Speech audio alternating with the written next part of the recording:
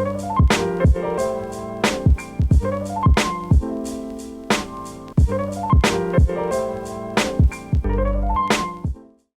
going on, everybody? Welcome to another episode of Bokman's Vlog, and today we're going to be talking about pocket buyers list. And for those of you that don't know what I'm talking about, a pocket buyers list is mainly someone who is trying to sell properties to a very limited number of investors. Maybe they only have about 5, 10, or 15, 20, whatever the case may be.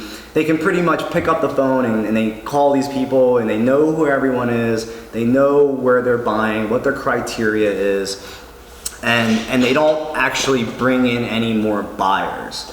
And it's surprising to me how many other investors and other wholesalers that I talk to that only use a pocket buyers list, which I think is great, because 9 times out of 10 I'll end up helping you sell some of those deals, so it's business for me. But personally, I think it's super limiting to only have a certain amount of people that you could show properties to. The first thing that comes to mind for me is, how do you know that you're getting the best price? Yes, you still may be making profit. It could be a very easy transaction because you've done deals with this guy before. But what if there are other buyers willing to pay more money? So that's like the main thing for me, is that you're leaving money on the table.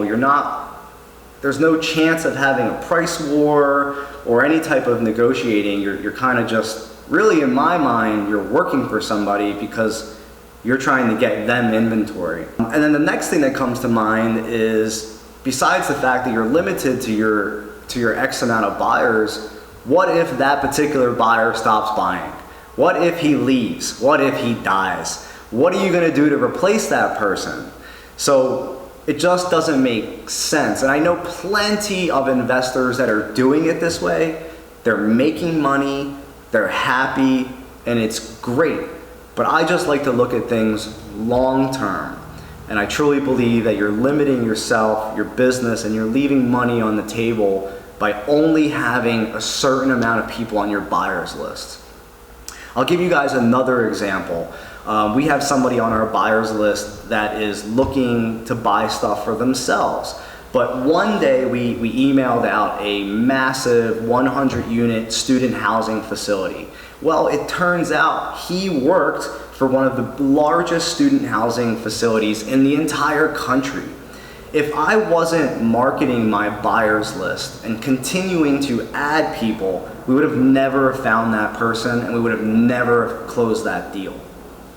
So my point is to continue to market your buyers list and not rely on the same 5, 10, 15 buyers. Once again, you will be leaving money on the table. And last but not least, I kind of touched on this earlier, is you're working for somebody. The whole point of being a real estate investor or a wholesaler is to work for yourself, to create opportunity and business. If you're just sourcing deals for other investors in specific zip codes, to me, you're working for somebody else. You do not have control over your business. They have control over your business. So once again, these are just my thoughts. There's no right or wrong way to do real estate investing, to do wholesaling, or to sell properties. But these are just my thoughts on potentially how you're limiting your business and stopping growth from happening. So once again, you always hear me say it, if you're not evolving, you're dying.